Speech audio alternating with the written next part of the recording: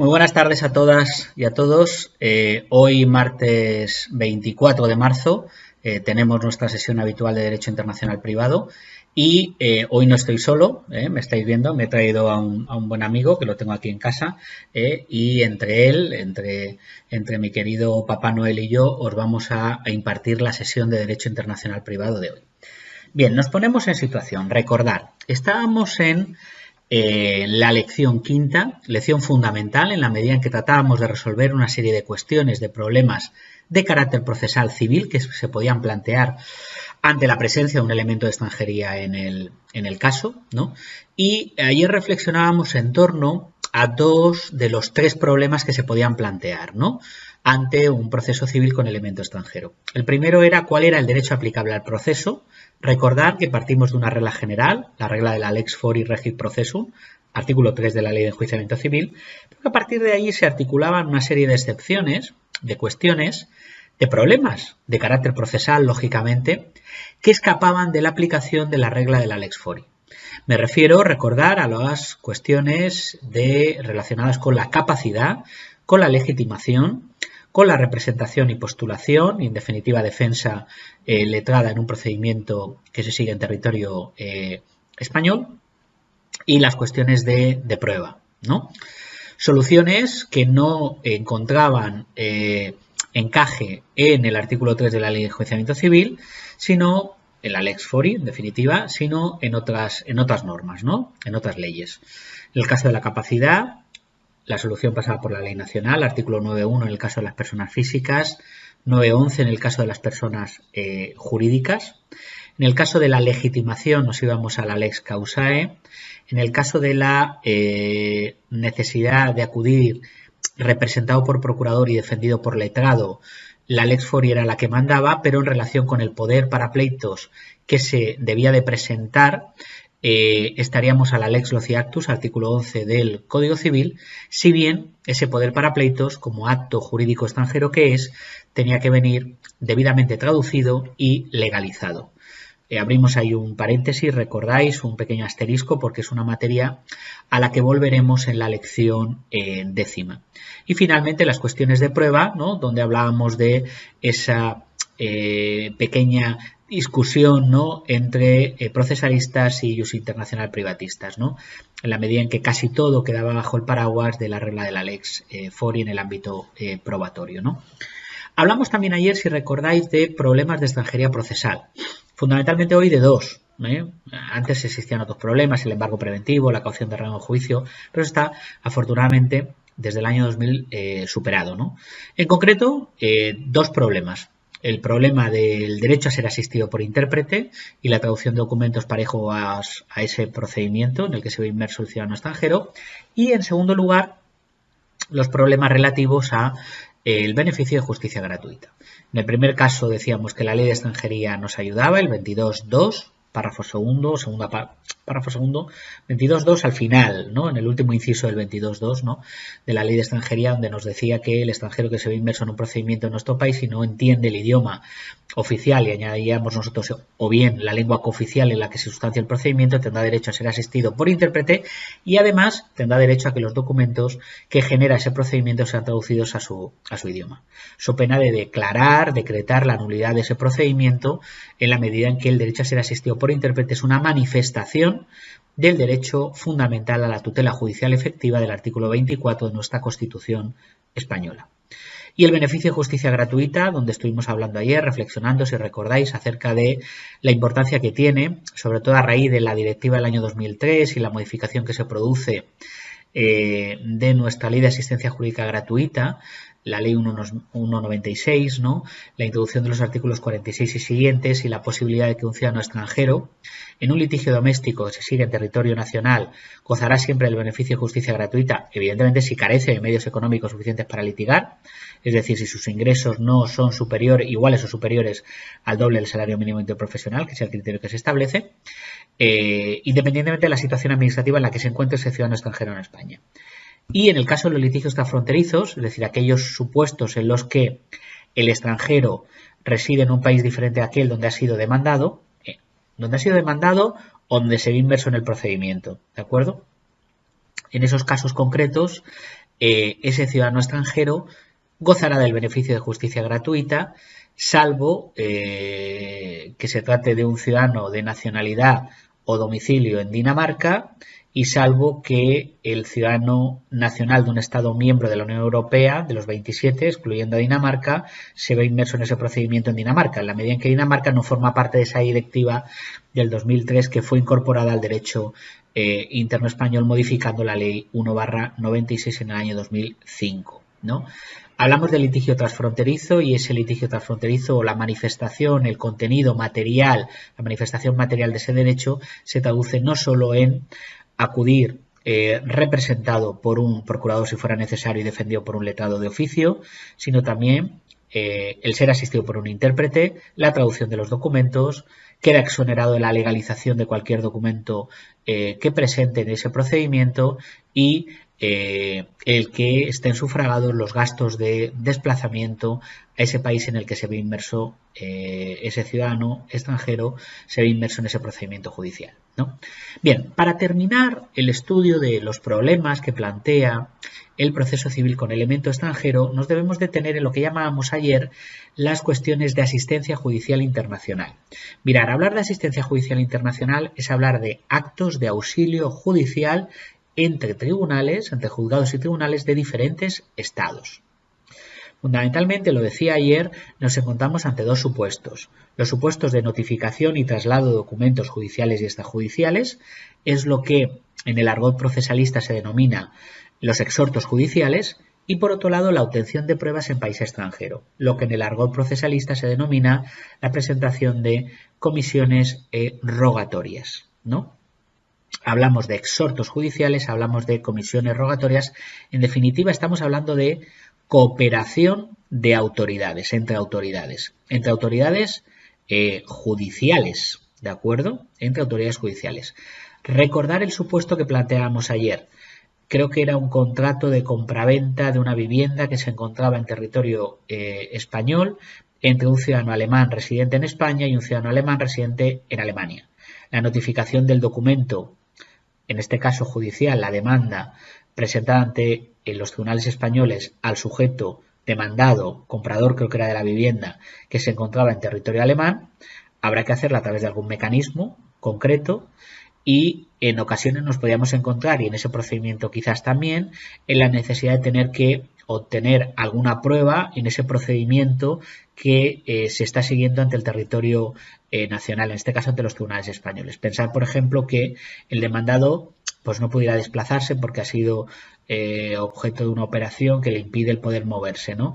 Y es fundamental que preste testimonio en el procedimiento abierto en territorio español. Bueno, pues la obtención de esa prueba, en este caso testifical en un país extranjero, Alemania, se podía realizar a través de algún mecanismo para que el resultado de esa prueba, de la práctica de esa prueba, se pudiera incorporar al procedimiento abierto en territorio español. Esos son en definitiva los dos problemas de asistencia judicial internacional, ¿no?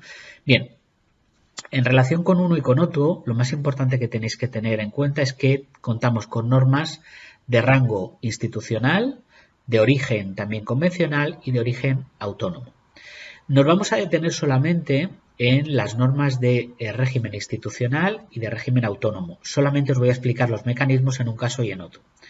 No en el caso convencional, porque en la medida en que, desde el punto de vista convencional, España forma parte de numerosos convenios en relación con esta materia, con la notificación de documentos judiciales y extrajudiciales y de obtención de pruebas en país extranjero. Generalmente se llaman convenios de asistencia judicial o de cooperación judicial, convenios con países con los que hemos tenido lazos históricos, culturales y los seguimos teniendo, ¿no? Entonces, más allá de que en algún momento tengamos que acudir a esos convenios para sujetar el caso concreto, ¿no? Pues no sé, en el ámbito, por ejemplo, de obtención de pruebas en país extranjero, España es parte del convenio y tiene firmados convenios, perdón, con Argentina, con Australia, con Bolivia, con Canadá, con Estados Unidos, con Chile, con Uruguay, con Perú, con Paraguay, con Colombia, ¿no? Incluso en el ámbito también de la notificación de documentos judiciales y extrajudiciales, ¿no? España tiene firmado un convenio, por ejemplo, con Bolivia. Yo recuerdo un convenio que en materia, este caso es de asistencia judicial en el ámbito penal, ¿de acuerdo? En el ámbito penal. Pero en el ámbito civil y mercantil también lo tiene, ¿no? Pero en el ámbito penal, por ejemplo, ese convenio es un convenio del año 98, de marzo del año 98, el 16 de marzo del 98, un convenio que se utilizó hace unos cuantos años, en concreto en el año 2006, en relación con una demanda que presentan, perdón, una querella, era materia penal, una querella y una reclamación de daños y perjuicios que presentaron unos investigadores arqueólogos bolivianos contra una escritora española, en concreto una escritora alicantina, Matilde Asensi. Matilde Asensi que se hizo famosa por una magnífica obra que tiene que se llama El Salón de Ámbar, que en estos tiempos de confinamiento yo os la recomiendo encarecidamente, ¿no? Pues en concreto cuando publica, creo que es la obra El Origen Perdido, cuando publica esa obra se basa un poco en la trama en parte de las investigaciones de dos arqueólogos bolivianos, ¿no? Entonces estos arqueólogos bolivianos presentan una querella por plagio, una denuncia por plagio ante los tribunales bolivianos contra Matilde Asensi. Matilde Asensi contra la editorial Planeta, que era la que había publicado la obra. En concreto, la notificación de la querella le llega a Matilde Asensi a través de este convenio que os decía del año 98. Finalmente, el acuerdo, se llegó a un acuerdo extrajudicial y el caso no llegó, finalmente no avanzó en los tribunales, ¿no? Pero que os vengo a decir que de alguna manera estos convenios bilaterales se siguen utilizando en la práctica, ¿no? Os recomiendo ante cualquier supuesto práctico en el que os encontréis, no los supuestos nuestros, ¿de acuerdo? En el marco de de la clase, ¿de acuerdo? Sino supuestos prácticos en la vida real, ¿no? Es decir, cuando en la práctica real os encontréis ante la necesidad de notificar una demanda judicial o extrajudicial o de obtener pruebas en un país extranjero, siempre, en primer lugar, pensar si España tiene firmado algún convenio bilateral para seguir los mecanismos que se arbitran en hechos convenios a la hora de realizar esas comisiones rogatorias, a la hora de realizar o darle curso a esos exhortos judiciales, ¿no? Bien, fuera de eso nos vamos a centrar en el régimen institucional y en el régimen autónomo, ¿no? El régimen institucional viene representado por dos reglamentos comunitarios, reglamentos de los que sí que forma parte España, y el régimen autónomo viene representado por los artículos 276 a 278 de la Ley Orgánica del Poder Judicial. Mirar, el juego de los reglamentos comunitarios, en concreto en el ámbito de la notificación de documentos judiciales y extrajudiciales, es el reglamento 1393/2007, y en el caso de la obtención de pruebas en país extranjero es el reglamento 1206/2001.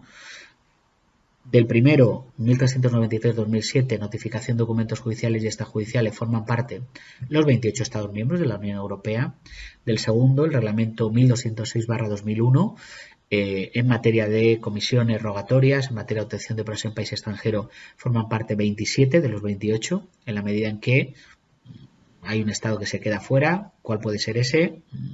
A ver, efectivamente, Dinamarca se queda fuera del reglamento 1206/2001. Además de estos dos reglamentos y de los artículos 276 a 278 de la Ley Orgánica del Poder Judicial, hay que tener en cuenta esos convenios que hemos señalado, ¿no? Pero sobre todo debéis de pensar que son instrumentos jurídicos complejos. La lectura, además de los artículos 276 a 278, no es sencilla, ¿de acuerdo? Además son preceptos en su redacción del año 85, no fueron modificados en el 2015, ¿no? Entonces yo voy a tratar de simplificarlo esto al máximo y quiero que os quedéis básicamente con un esquema de funcionamiento. Esta no es una materia que yo os la quiera preguntar desde un punto de vista teórico, pero sí quiero que la conozcáis desde un punto de vista práctico. Anotarlo ahí muy bien, desde un punto de vista práctico, esto hay que saberlo, ¿vale? Bien, la razón de ser En ambos casos, lo hemos dicho, notificación de documentos y obtención de pruebas es una cuestión de cooperación entre autoridades judiciales, ¿vale? Bien, nos centramos en la notificación de documentos, notificación y traslado de documentos judiciales y extrajudiciales. El problema que tiene nuestro demandante alemán con domicilio en España que quiere notificarle la demanda por incumplimiento del contrato de compraventa de ese apartamento en España al sujeto alemán con domicilio en Alemania. Bien, por un lado el reglamento 1393/2007, reglamento que tiene su razón de ser en el artículo 65 del Tratado de la Comunidad Europea. Ustedes ya lo sabéis, porque todos los reglamentos europeos en materia de derecho internacional privado tienen su fundamentación jurídica en el artículo 65. La idea es la cooperación judicial, crear un espacio judicial europeo, evitar los conflictos de jurisdicciones, evitar los conflictos de leyes, la libre circulación de resoluciones judiciales, la cooperación entre autoridades judiciales. Bueno, pues ahí es donde nos asentamos, ese es nuestro contexto jurídico, y en el marco de ese contexto jurídico el funcionamiento del reglamento es muy sencillo. Forman parte los 28 estados y cada estado lo que hace es articular lo que llamamos un órgano transmisor y un órgano receptor. Es decir, todos los estados miembros tienen que nombrar, y en el anexo al reglamento se establece quiénes son, un órgano transmisor y un órgano receptor. Y además, como órgano auxiliar para la resolución de cualquier duda que se pueda plantear, lo que llamamos una autoridad central. El sistema de notificación y traslado de documentos es un sistema de transmisión directa de esos documentos, ¿vale? Transmisión directa entre el órgano transmisor, estado remitente, y el órgano receptor, estado destinatario, ¿vale? Y siempre con el auxilio de esa autoridad central. En el caso español son los antiguos secretarios judiciales o letrados de la Administración de Justicia los que actúan como órganos transmisores y receptores. Es decir, yo presento la demanda ante el juzgado de primera instancia de Elche, la demanda hay que notificarla en Alemania, es el letrado de la Administración de Justicia español el que transmitirá el documento ¿a quién? A su homólogo en Alemania. ¿Quién es su homólogo en Alemania? Pues Alemania habrá establecido quién es su homólogo, quién es su letrado de la Administración de Justicia. Si no lo sabemos, el letrado de la Administración de Justicia cuenta con una autoridad central, cada estado tiene su autoridad central para pedirle auxilio. En el caso español, la autoridad central es la Subdirección General de Cooperación Jurídica Internacional, que es un órgano, Subdirección General de Cooperación Jurídica Internacional, es un órgano que está adscrito al Ministerio de Justicia. Y este es el que le va a auxiliar al letrado de la Administración de Justicia para que pueda, de alguna manera, transmitir esa demanda. Bien, ¿cómo se transmite formalmente? Bueno, tenemos que primero cumplimentar un formulario cuyo modelo lo tenéis en el anexo al propio reglamento europeo, al final lo tenéis ahí recogido. Ese formulario puede ir redactado en varios idiomas. Estaba aquí intentando recordar, bueno, de cabeza. Si no recuerdo mal, el formulario en el caso español se permite que esté redactado en español, en inglés, en francés o en portugués, efectivamente. Español, inglés, francés o portugués, ¿no? Se complementa el formulario, y al formulario se anexa el documento judicial o extrajudicial que queremos notificar. En el ejemplo que hemos puesto es la demanda. Ojo, porque la demanda tiene que ir redactada en un idioma que sea admisible por el órgano receptor. Cada órgano receptor, transmisor y receptor, establecen cuáles son los idiomas en los que admiten, por un lado, que esté redactado el formulario y por otro lado, que esté redactado el documento. ¿De acuerdo? Es muy importante que esto no lo olvidéis en la medida en que una mala notificación puede llevarnos a la nulidad del procedimiento o incluso, llegado el caso, a la imposibilidad del reconocimiento y ejecución de ese acto jurídico extranjero, ¿vale? O acto jurídico nacional, ¿de acuerdo? Es decir, si no hacemos correctamente la notificación del documento, nos podemos encontrar que, aunque en el ejemplo que me habíamos puesto, un tribunal español le dé la razón al demandante alemán residente en España, cuando vaya a buscar el reconocimiento y ejecución, de esa resolución judicial en Alemania, te puedes encontrar con que no la reconozca y ejecute en la medida en que no la va a reconocer y ejecutar, perdón, en la medida en que no ha seguido los requerimientos formales que establece el propio reglamento. Es fundamental entonces, si os dais cuenta, que se cumplan las formalidades que establece el propio reglamento del año 2007. Bien, os decía, cumplimentamos el formulario. En el caso de España se admite la redacción de ese formulario en español, en inglés, en francés y en portugués. No preguntarme por qué, pero porque decidieron que fuera así, ¿vale? Y además tampoco preguntarme por qué, pero admiten que el documento venga traducido o redactado o traducido en español, en francés o en inglés, ¿de acuerdo? Formulario más documento. Todo el procedimiento de notificación y traslado de ese documento judicial o extrajudicial prevé el reglamento que se desarrolle en un plazo máximo de 30 días. La notificación concreta ad intra, es decir, que se realiza en el propio estado receptor, estado destinatario de ese documento, se hará siguiendo las normas procesales de ese estado, ¿de acuerdo? Si a una empresa, por ejemplo, española domiciliada en Elche, la demanda una empresa que está domiciliada en Francia, la empresa francesa, a través de su órgano transmisor, presentará el formulario, presentará el documento que acompaña al formulario, en este caso la demanda, lo hará en los idioma o idiomas que acepta el Estado español. El órgano transmisor francés se lo hará llegar al órgano receptor español, en este caso los letrados de la Administración de Justicia, el letrado de la Administración de Justicia del órgano jurisdiccional de la circunscripción donde se encuentra establecida esa empresa, ¿de acuerdo? Y a través de los sistemas de notificación que establece nuestro derecho procesal español, le procederá la notificación. Bien, le mandarán un aviso para que se persone un día y una hora en el juzgado para recoger esa notificación. Bien, lo intentarán pues a través de otros mecanismos de notificación edictal, a través de un funcionario público del Estado requerido, etcétera, etcétera, ¿no?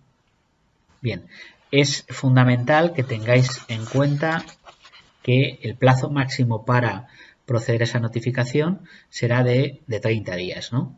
El reglamento articula otros mecanismos, otros sistemas alternativos de transmisión, además de la transmisión directa. Habla de la transmisión por vía diplomática, habla de la transmisión por correo certificado con acuse de recibo o a través de un funcionario del propio Estado. Bien, estos mecanismos se podrán dar o no en función de que el Estado requerido acepte esos otros sistemas alternativos de transmisión, ¿no? ¿Cómo funciona la Ley Orgánica del Poder Judicial, los artículos 276 a 278?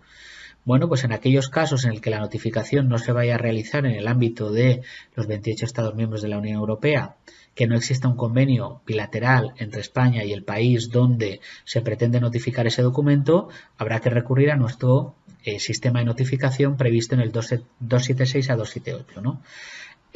Los artículos 276 a 278 establecen un sistema de notificación directa entre órganos jurisdiccionales, es decir, son los órganos jurisdiccionales, el del Estado remitente y el del Estado destinatario, quienes efectúan la notificación y lo hacen siempre a través del Ministerio de Justicia. Bueno, en concreto lo hacen a través de el órgano jurisdiccional superior jerárquico, Tribunal Supremo, Tribunal Superior de Justicia o Audiencia Provincial. Y ese órgano jurisdiccional superior, a través del Ministerio de Justicia, contacta con el Ministerio de Asuntos Exteriores y es el Ministerio de Asuntos Exteriores quien notifica ese documento judicial o extrajudicial a la autoridad extranjera competente. Y la autoridad extranjera competente del Estado requerido es la que notificará el documento finalmente a el sujeto correspondiente, ¿no? Es una transmisión directa entre órganos jurisdiccionales, mientras que en el reglamento europeo nos encontramos con una transmisión directa entre autoridades. Siempre con el auxilio de una autoridad central y siempre bien identificado en los órganos transmisores y receptores. Y siempre con un plazo y unos requisitos muy concretos, ¿de acuerdo? Requisitos formales. Mientras que en la Ley Orgánica del Poder Judicial no hay plazo, ¿de acuerdo? En la Ley Orgánica del Poder Judicial quedamos un poco a la hora de transmitir ese documento judicial o extrajudicial a la buena fe, a la buena voluntad de los órganos jurisdiccionales, en este caso de los estados requeridos, y siempre con la intervención de, en nuestro caso, Ministerio de Justicia y Ministerio de Asuntos Exteriores, lo que en la práctica hace ralentizar los sistemas de notificación de documentos, los plazos y sistemas de notificación de documentos judiciales y extrajudiciales. Bien, el segundo de los problemas de asistencia judicial internacional, que llamamos la obtención de pruebas en país extranjero, la presentación, en el argot procesalista, de comisiones o cartas rogatorias. Recordar, en el supuesto nuestro, imaginaros que necesitamos que preste testimonio el demandado que está domiciliado en Alemania, que está impedido, que no puede viajar. Bueno, pues podemos utilizar el mecanismo previsto en el reglamento 1206/2001, del que forman parte, como he dicho antes, 27 estados, quedando fuera Dinamarca, y aquí el sistema es muy sencillo. Mirad, la comunicación se puede hacer de cualquier modo, de cualquier forma, porque es comunicación entre órganos jurisdiccionales. Es decir, las comisiones o cartas rogatorias se realizan entre órganos jurisdiccionales, entre el órgano jurisdiccional del estado de origen y el órgano jurisdiccional del estado requerido.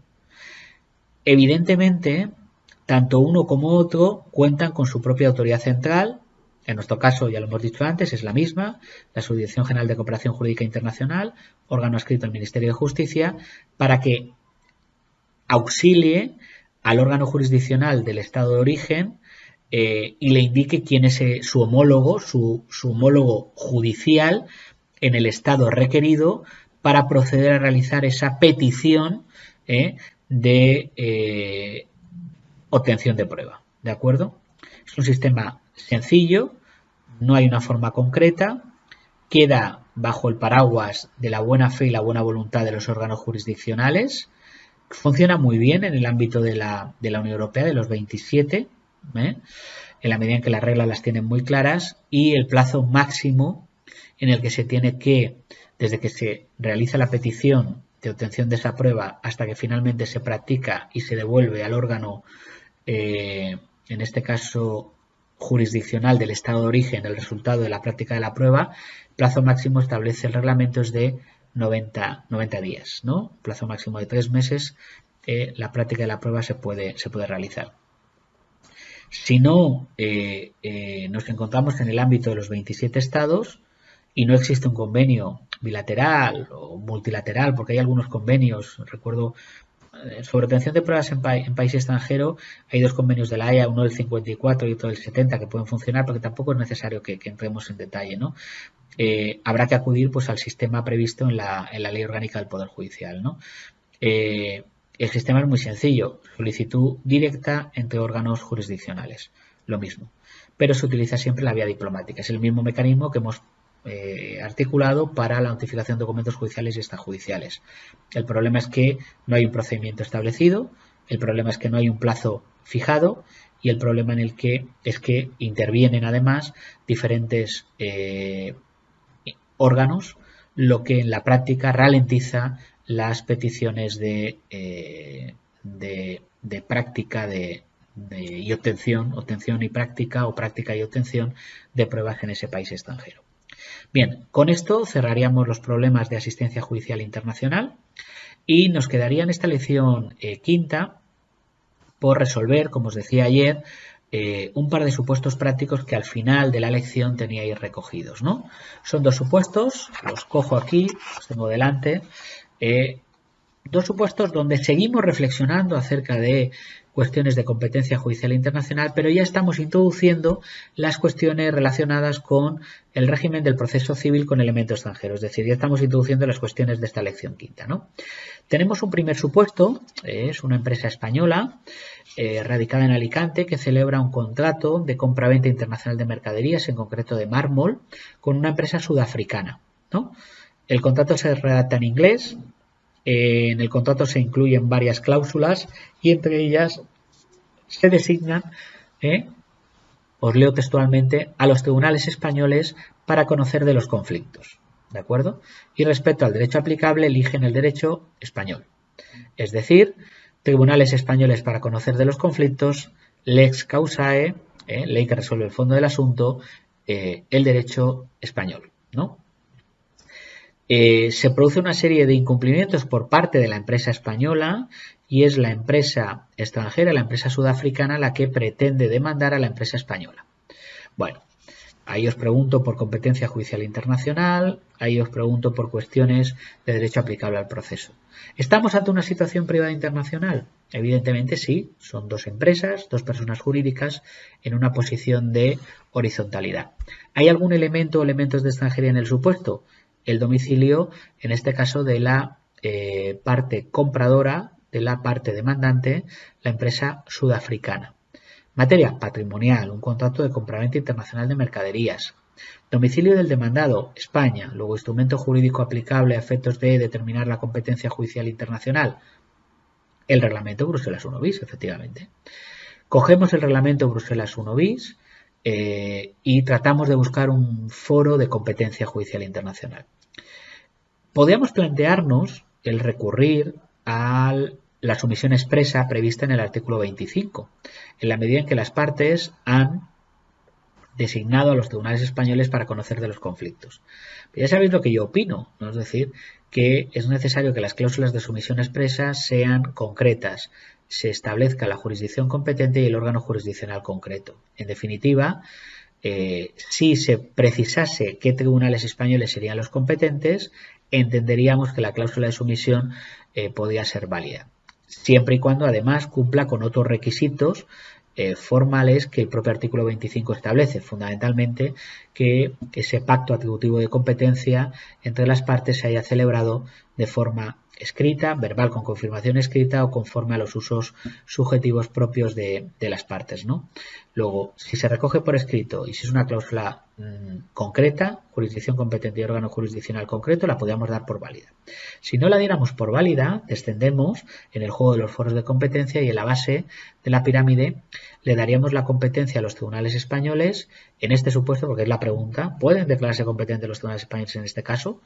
Bueno, pues si la cláusula de sumisión la damos por válida, sí, por el 25 del reglamento de Bruselas 1 bis. Si no la damos por válida, el único recurso que tenéis aquí sería aplicar el artículo 4, el foro general del domicilio del demandado, en la medida en que la empresa vendedora demandada es la empresa domiciliada en Alicante. Luego, artículo 4, reglamento de Bruselas 1 bis, la competencia la tendrían los tribunales españoles también. Para poder aplicar el artículo 7, en concreto el 7.1, al tratarse de una obligación contractual, sería necesario que conociéramos el lugar donde se ha entregado o debería entregar la mercancía. Y si ese lugar es España, entonces también podríamos articular como criterio atributivo de competencia en favor de los tribunales españoles el 7.1.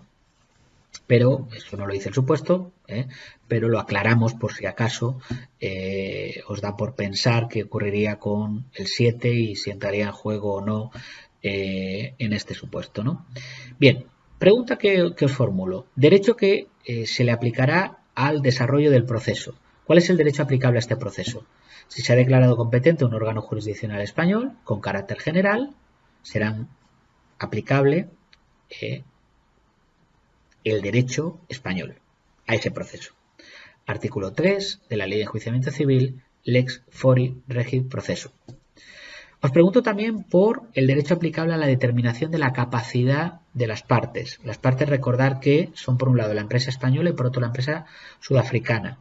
Bueno, ayer decíamos, y hoy al inicio de la sesión lo hemos recordado, que la ley aplicable para resolver cuestiones de capacidad para ser parte o capacidad procesal, viene determinada por el artículo 9 del Código Civil. 9.1 en el caso de personas físicas, 9.11 en el caso de personas jurídicas.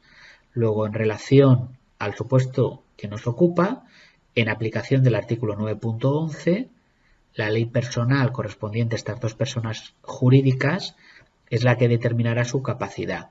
En el caso de la empresa española, la ley española; en el caso de la empresa sudafricana, la ley sudafricana.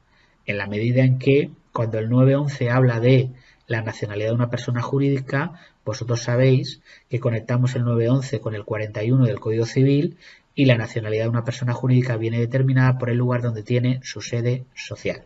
¿De acuerdo? Bien. Os pregunto también por la legitimación procesal de las partes. Las cuestiones relacionadas con la legitimación vienen resueltas por la lex causae, en este caso por la ley española. ¿Por qué?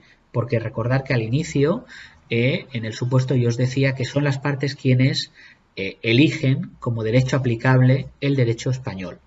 Luego el derecho español es la lex causae en este caso y es el derecho español quien determinará si las partes tienen la idoneidad suficiente para ser demandante o ser parte demandada, es decir, para estar legitimadas activa o pasivamente. Y finalmente os pregunto por lo siguiente. Dice, el contrato que se aporta por el demandante es la copia del original en inglés y una traducción simple, es decir, una traducción no oficial al castellano. Si la parte española no está de acuerdo con dicha traducción porque presenta incongruencias con el original, ¿qué puede hacer? Bueno, pues lo que puede hacer, y os adelanto una idea, aunque creo que ayer lo comenté al hablar de la traducción y legalización de documentos, pero lo que puede hacer es impugnar esa traducción. Tenéis que recurrir, y os invito a una lectura pausada, tenéis que recurrir al artículo 144 de la Ley de Enjuiciamiento Civil. El artículo 144 nos dice que cuando una parte no esté de acuerdo acerca de la traducción que se presente de un documento, lo que puede hacer es impugnarlo. Si se impugna, la parte que ha recibido esa impugnación del documento tiene que proceder a una traducción jurada, una traducción oficial del mismo. Si finalmente esa traducción jurada es fiel a la traducción simple no oficial presentada inicialmente por esa parte impugnada por la otra, aquel que la ha impugnado tendrá que correr con el coste, con el gasto de esa traducción. Pero en definitiva, respondiendo a esa pregunta, artículo 144 Ley de Enjuiciamiento Civil, es necesaria la traducción del documento y con carácter general la traducción tiene que ser una traducción oficial, una traducción jurada, es decir, una traducción realizada por un traductor jurado, que es un especialista que está autorizado por el Ministerio de Educación para poder traducir esos documentos. En el segundo caso práctico que os planteo, nos encontramos con la necesidad de proceder a una declaración de ausencia de un ciudadano de nacionalidad japonesa con domicilio en España. La primera pregunta que os hago es si pueden declararse competentes los tribunales españoles, en este caso según las normas del reglamento Bruselas 1 bis. Evidentemente no. Evidentemente no. Evidentemente no, ¿por qué? Porque el reglamento Bruselas 1 bis sabéis que es de aplicación cuando nos encontremos ante materias patrimoniales y una declaración de ausencia es una materia personal. Ni es un contrato, ni es una obligación o responsabilidad esta contractual, ni estamos ante una reclamación de alimentos. Al tratarse de una materia personal, no puede ser de aplicación nunca el reglamento Bruselas 1 bis. En este caso habrá que acudir a la Ley Orgánica del Poder Judicial. Y en la Ley Orgánica del Poder Judicial, si queréis buscar un criterio atributivo de competencia, tendréis que recurrir al artículo 22 quater de la Ley Orgánica del Poder Judicial. No podéis aplicar el 22 tal cual, ni el 22 bis ni el 22 ter, en la medida en que el bis y el ter hablan de un conflicto, un litigio, un contencioso, cuando el 22, evidentemente el 22 no es de aplicación porque habla de lo que llamamos las competencias exclusivas y ahí no está recogida la declaración de ausencia, que sería el supuesto que nos ocupa. El 22 bis tampoco podía recurrir a él ni al ter porque hablan del principio de autonomía de la voluntad, sumisión expresa o tácita y domicilio del demandado. Y estamos hablando de una declaración de ausencia. Y una declaración de ausencia es un acto de jurisdicción voluntaria, no es un acto contencioso.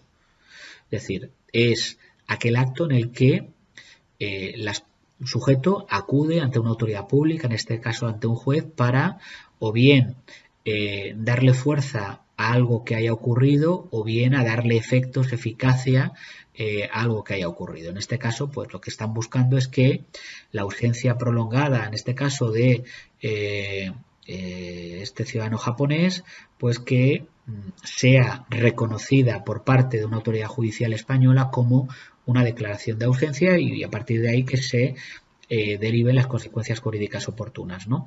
El único criterio atributivo de competencia al que podéis acudir es el 22 quater. El 22 quater sí que le permite dar la competencia a los tribunales españoles, porque dice que en materia de declaración de ausencia o fallecimiento, estamos en el supuesto de hecho, serán competentes los tribunales españoles cuando el desaparecido hubiera tenido su último domicilio en territorio español.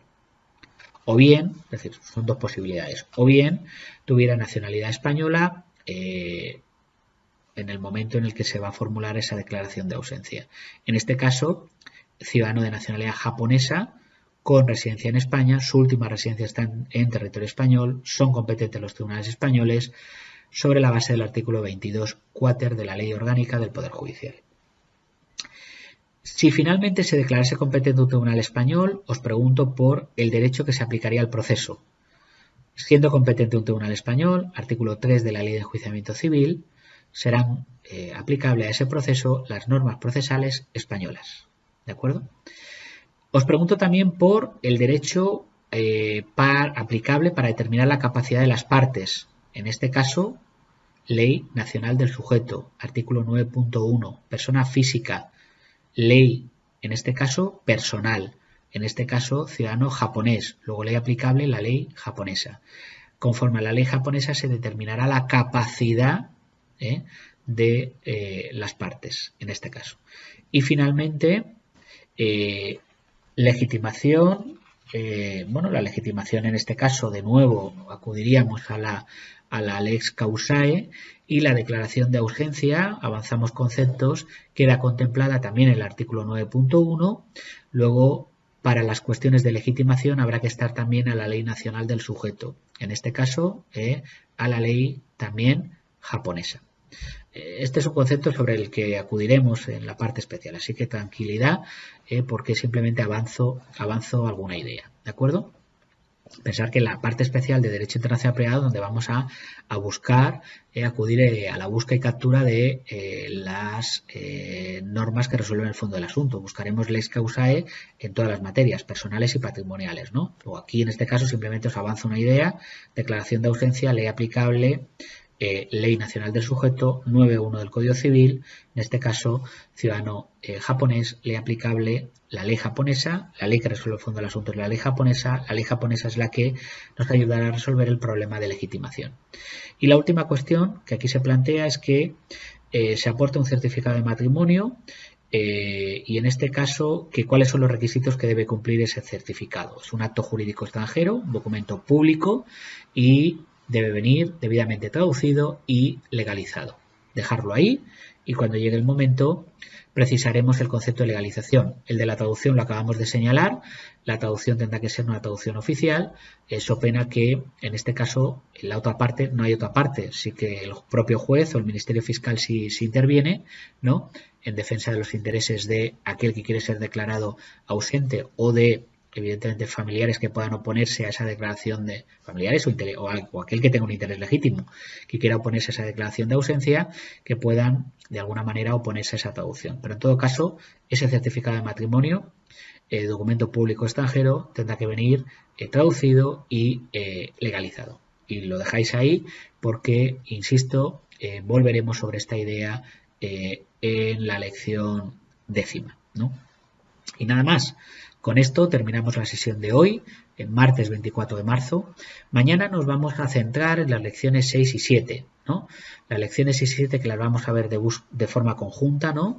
Tenéis un material que sería interesante que le pegarais una lectura antes de la sesión, pero el objetivo básico que yo voy a tener con estas lecciones es que seáis capaces de identificar normas de derecho internacional privado, algo que ya en su momento lo dije cuando hablábamos de los componentes jurídico-materiales del Sistema Español de Derecho Internacional Privado, lección 2, y os hablaba de principios, de métodos de reglamentación y de categorías normativas. os decía que en Derecho Internacional Privado hay normas directas e indirectas, pues el objetivo de estas dos lecciones 6 y 7, en su momento pusimos ahí ese asterisco y dijimos, ya lo veremos en las lecciones 6 y 7, pues ahora va a llegar el momento que lo vamos a ver de esta manera, no presencialmente, pero sí virtualmente, y vamos a trabajar en estas lecciones la identificación de métodos de reglamentación, el directo o el indirecto, de categorías normativas directas e indirectas.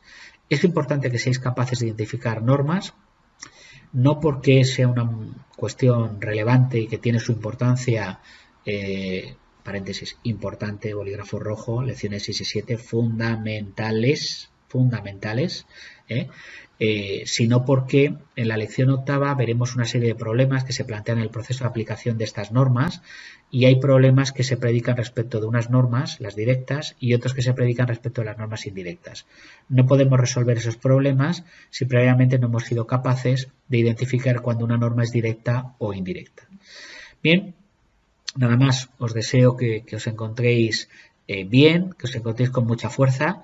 Hoy es un día extraño, ¿no? Desde ayer aquí en Alicante al menos no para de llover, es un día tristón, pero es un día en el que yo creo que nos tenemos que sentir con fuerza y, bueno, pues si de alguna manera el derecho internacional privado nos ayuda a olvidarnos un poco de lo que está pasando, pues bienvenido sea, ¿no? Es decir, al menos esa es la intención de aquel que os habla, ¿no? Y nada más, os deseo mucha fuerza, mucho ánimo, mucha paciencia, mucha responsabilidad, que os cuidéis mucho, vosotros y los vuestros, que trabajéis en casa, a vuestra disposición el horario habitual hoy de clase de 7 a 9 a través del correo electrónico para resolver cualquier duda que podáis tener. Nada más, muchas gracias y hasta mañana.